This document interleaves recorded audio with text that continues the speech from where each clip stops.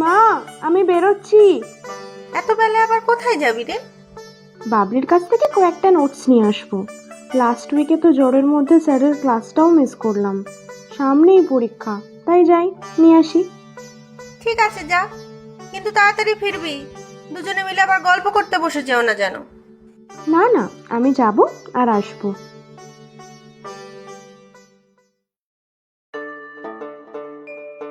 আরে, এখানে আবার একটা পাগলা এসে বসে আছে দেখছি। কেমন যেন লোকটা, একটু এগিয়ে গিয়ে দেখবো। না বাবা থাক, যদি তেড়ে আসে। আমি বরং তাড়াতাড়ি নোটসটা নিয়ে আসি, দেরি হলে আবার মা বকবে।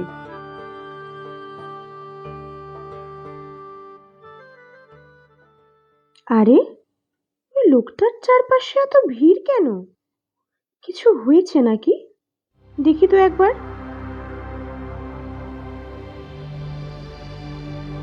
দেখি তো, সরুন একটু সরুন। কি হয়েছে? পূর্ণা দিদি, লোকটা হঠাৎ অজ্ঞান হয়ে গেছে। হ্যাঁ, বেশ কয়েকদিন ধরেই লোকটা এখানে বসে আছে দেখছি।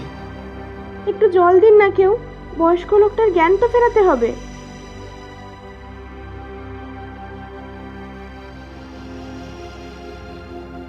দাদু, ও দাদু, এখন কেমন লাগছে শরীর? হ্যাঁ, ভালো। কি হয়েছিল দাদু? বাড়ি কোথায় তোমার? কি জানি, ঠিক জানি না। মনে হয় বাড়ির রাস্তা ভুলে গেছে। দেখে তো পাগল মনে হচ্ছে না। দেখো, বাড়ি থেকে এসে রাস্তায় ছেড়ে দিয়েছি কিনা, যা দিনকাল পড়েছে। দাদু, তোমার খিদে পেয়েছে? কিছু খাবে? জানি না। আচ্ছা, আপনারা কেউ একটু পুলিশে খবর দিন না। এইভাবে ওনাকে একা রাস্তায় ফেলে রাখাটা ঠিক নয়। না না বাবা, পুলিশি ঝামেলা কে যাবে? ভালো করতে গিয়ে শেষে আমাদের ধরে টানাটানি হবে। না না বাবা, ও সব হাঙ্গামায় আমি নেই। দাদু, চলো আমার সাথে। কোথায় কোথায় যাব? আমার বাড়িতে চলো।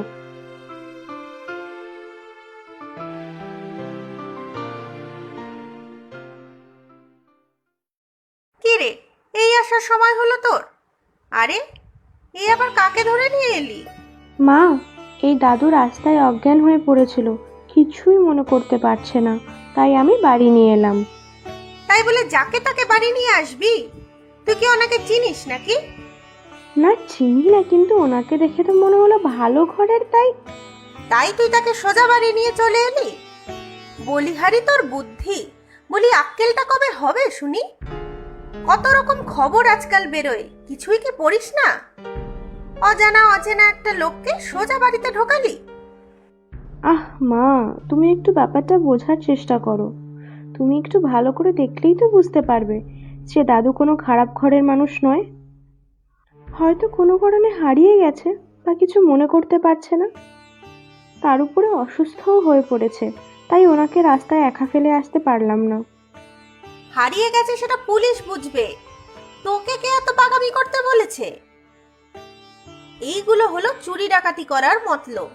এইভাবে বাড়িতে ঢুকে সব দেখে শুনে যাবে, তারপর চোর ডাকাতদের খবর দেবে। মা প্লিজ, তুমি কিন্তু এবার ওভার রিঅ্যাক্ট করছো।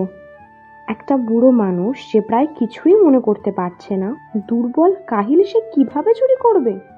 এই বাড়িতে চুরি করার মতো আছেটাই বা কি? এখন তুমি কিছু খেতে দাও মানুষটাকে। হ্যাঁ, আমার তো সবেতেই বাড়াবাড়ি। ঠিক আছে, তোর বাবা আসুক, তারপর ব্যবস্থা করছি আমি। তোর পরোপকার করা আমি ঘুচিয়ে দেব।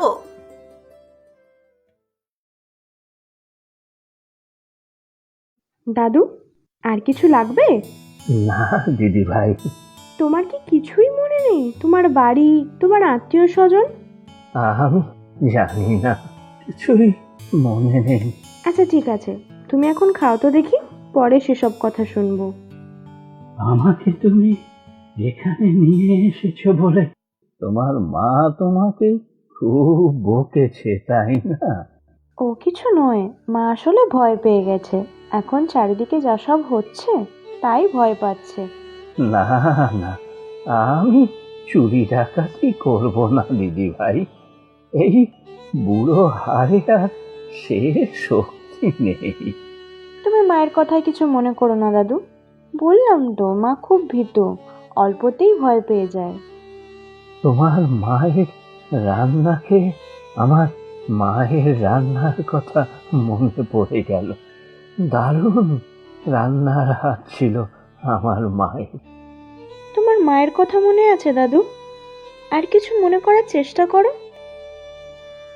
আমার মা কি জানি, এই খাবারগুলো খেয়ে মনে হলো আমার মাও নিশ্চয়ই এইরকম ভালোই রান্না করতো।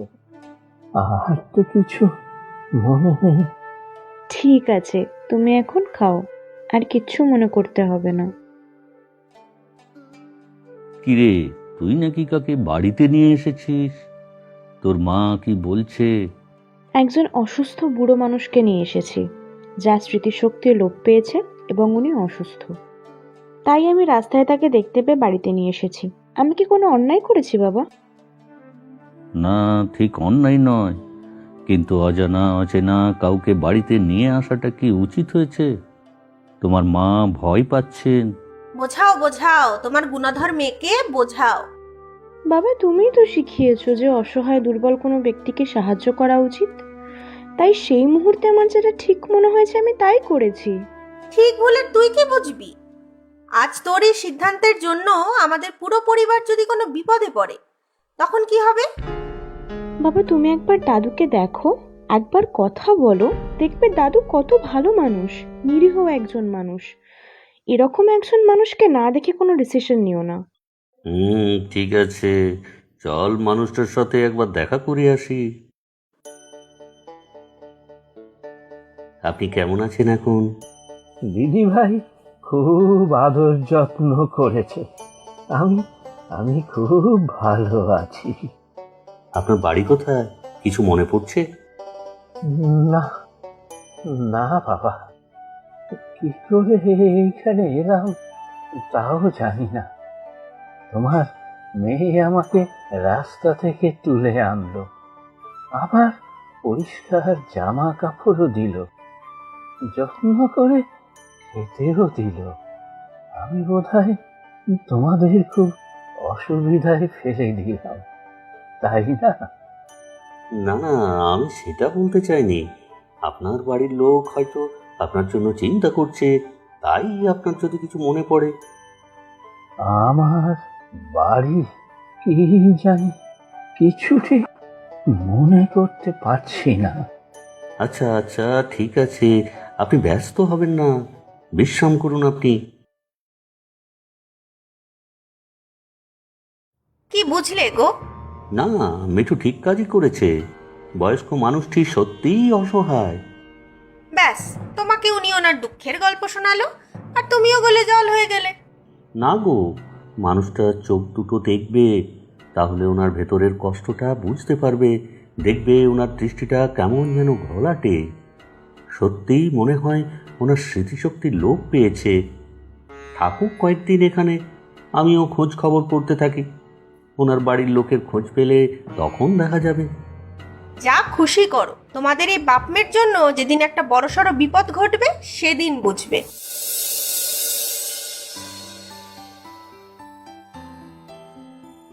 দিদি ভাই কি পড়ছো? আরে দাদু, তুমি? কি হয়েছে, শরীর খারাপ লাগছে?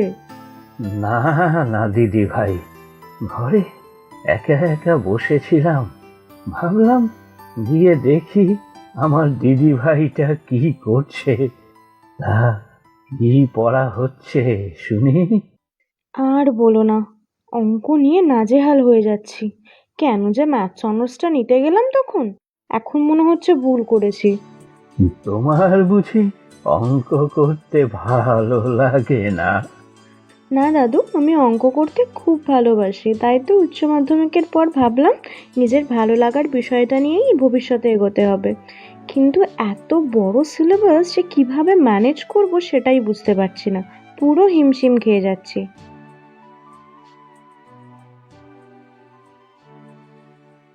উনি কি শুয়ে পড়েছেন মিঠু? হ্যাঁ বাবা, দাদু তো রোজই তাড়াতাড়ি খেয়ে শুয়ে পড়ে। হ্যাঁ, সারাদিনে তো আর কোনো কাজ নেই, খাচ্ছে দাচ্ছে ঘুমাচ্ছে। মা, তুমি আবার শুরু করলে? জানো বাবা, আজ না একটা দারুণ ব্যাপার ঘটেছে। আমি সকালে পড়তে বসে কয়েকটা অঙ্ক একদম পারছিলাম না। তারপর দাদু এত সহজ করে অঙ্কগুলো বুঝিয়ে দিল যে কি বলবো। এখন আর একদম অসুবিধা হচ্ছে না। এ তো দারুণ ব্যাপার রে। উনি যে একজন শিক্ষিত মানুষ সেটা ওনাকে দেখলেই বোঝা যায়। ভাগ্যের দোষে ওনার কিছু মনে নেই। আবারও বলছি, পুলিশে খবর দাও। এসব ছলচাতুরিকে প্রশ্রয় দিও না। তুমি যে কেন বুঝতে চাইছো না জানি না, একই কথা বলে যাচ্ছ। আচ্ছা, আজকের খবরের কাগজটা কই? সকালে তো পড়ার সময় পাই না। আজ কাগজ দেয়নি বাবা। দেয়নি কেন? সকালে তো ছেলেটা দরজায় কাগজ রেখে চেঁচিয়ে বলে গেল, কিন্তু পরে কাগজটা আমিও দেখতে পেলাম না। মনে হয় ভুল করে দেয়নি। ঠিক আছে, পরে আমি কাগজের ছেলেটার সাথে কথা বলে নেব।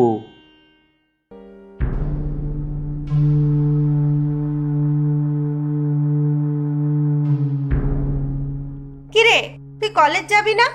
এখনো শুয়ে আছিস? মা, আমার পেটে না খুব ব্যথা করছে। সে কি, কেন? জানি না মা, আমি আর সহ্য করতে পারছি না। তোর বাবাও তো কখন বেরিয়ে গেছে। কি করি আমি এখন? আমি আর পারছি না মা। উফ, খুব কষ্ট হচ্ছে। দিদি ভাইয়ের কি হয়েছে? আপনি এখানে কেন? যান, নিজের ঘরে যান। দাদু, আমার খুব পেটে ব্যথা করছে, আমি আর পারছি না। দিদি ভাই, আমি দেখছি সব কষ্ট কমে যাবে। পেটে কোথায় ব্যথা করছে দেখি। আপনি কি বুঝবেন? এমন ভাব করছেন যেন ধন্বন্তরী। আমি চিন্তায় মরে যাচ্ছি, আপনি এর মধ্যে আর মাথা গরম করাবেন না। আমি জানি মা, তুমি আমার উপর খুব রেগে আছো, কিন্তু আমি দিদি ভাইয়ের কোনো ক্ষতি চাইব না। আমার মনে হয় দিদি ভাইকে যে করেই হোক এখন হাসপাতালে নিয়ে যেতে হবে। হাসপাতালে? হ্যাঁ, হাসপাতালে। তুমি ব্যবস্থা করো অ্যাম্বুলেন্সের।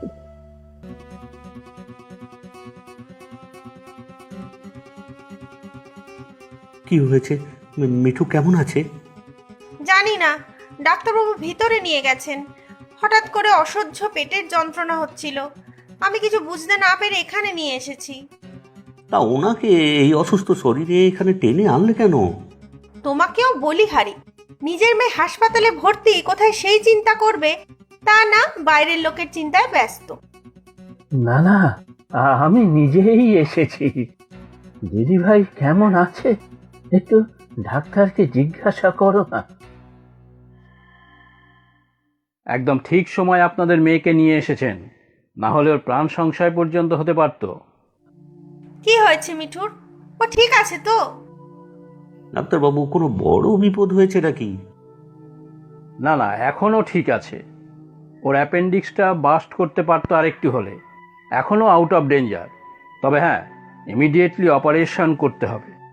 কি সর্বনাশ! না না, চিন্তা করবেন না, আমরা যথাসাধ্য চেষ্টা করব। আচ্ছা, উনি কে? আপনাদের আত্মীয়? না, ঠিক আত্মীয় নন।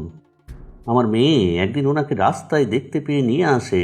ওনার কিছু মনে নেই, তবে থেকে উনি আমাদের কাছেই আছেন। দেখে তো মনে হয় উনি কোনো ভালো সম্ভ্রান্ত ঘরের। আর মিঠুকে প্রথম হসপিটালে নিয়ে আসার কথা উনিই বলেন। সেটাই স্বাভাবিক। মানে, আপনি ওনাকে চেনেন? বিলক্ষণ চিনি। তুমি কে বাবা? আমাকে চিনতে পারছেন না স্যার? আমি যে আপনার ছাত্র ছিলাম। আমার ছাত্র? ঠিক জানি না বাবা, আমার কিচ্ছু মনে নেই। উনি কে? উনি আমাদের স্যার, একজন খুব বড় নামকরা ডাক্তার। কত কিছু শিখেছি ওনার হাত ধরে। আজ আপনার মেয়ের জীবনদাতা উনি। উনি ঠিক সময় মতো হসপিটালে নিয়ে আসতে সাজেস্ট না করলে আমাদেরও কিছু করার থাকতো না। তুমি কি সব বলছো বাবা? আমি ডাক্তার। হ্যাঁ স্যার। আচ্ছা, ওনার বাড়ির লোকেদের সাথে কি যোগাযোগ করা যায়? মানে ওনারা হয়তো খুঁজছেন। হ্যাঁ, ওনার ছেলেকে আমি চিনি, আমি খবর দিচ্ছি। আচ্ছা, আমি এখন আসি, ওটি এতক্ষণে রেডি হয়ে গেছে। বাবা, দাদু কোথায়? দাদু নিজের বাড়ি ফিরে গেছে রে। বাড়ি? কি করে? দাদুর সব মনে পড়ে গেছে? না, মনে পড়েনি সব, তবে দাদুর বাড়ির লোকের খোঁজ পাওয়া গেছিল, তাই। আমি কতই না খারাপ ব্যবহার করেছি ওনার সাথে। আজ উনি না থাকলে তোকে আমরা ফিরে পেতাম না। জানিস মিঠু, উনি একজন খুব বড় ডাক্তার। হ্যাঁ বাবা, আমি জানি। তুই কি করে জানলি? সেদিন বাবা তুমি কাগজ খুঁজছিলে মনে আছে? সেদিন সকালেও রোজকার মতো কাগজ এসেছিল। মা রান্নাঘরে ছিল। আমি কাগজটা নিয়ে দেখি, তাতে একটা বড় করে দাদুর ছবিতে অ্যাডভার্টাইজমেন্ট বেরিয়েছে। সেখানেই লেখা ছিল উনি ডক্টর। দাদুর বাড়ি থেকে দেওয়া হয়েছিল অ্যাডটা। সেখানে ফোন নম্বরও দেওয়া ছিল। তাহলে কাগজটা কোথায় গেল? আমি কাগজটা লুকিয়ে রেখেছিলাম, কিন্তু কেন? যাতে দাদু সারা জীবন আমাদের সাথেই থাকে। কেউ যেন না দাদুকে না নিয়ে যেতে পারে। আমি দাদুকে যে খুব ভালোবাসি। তোমরা তো কাগজটা দেখলেই ফোন করতে। আমি চাইনি দাদু চলে যাক।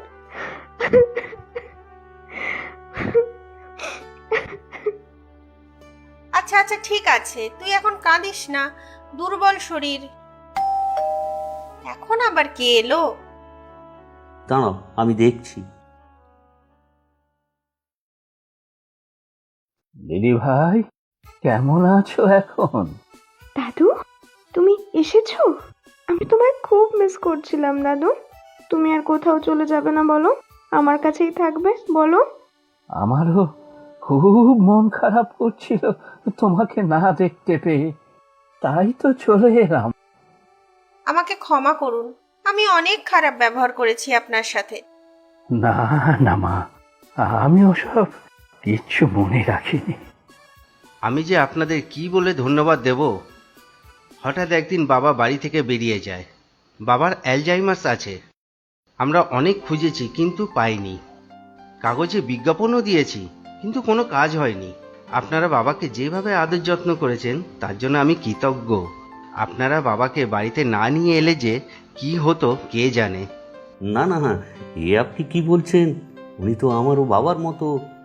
আর এই কদিন আমার মেয়ে ওনাকে ভালোবেসে ফেলেছে। এই তো একটু আগেও ওনার জন্য কান্নাকাটি করছিল।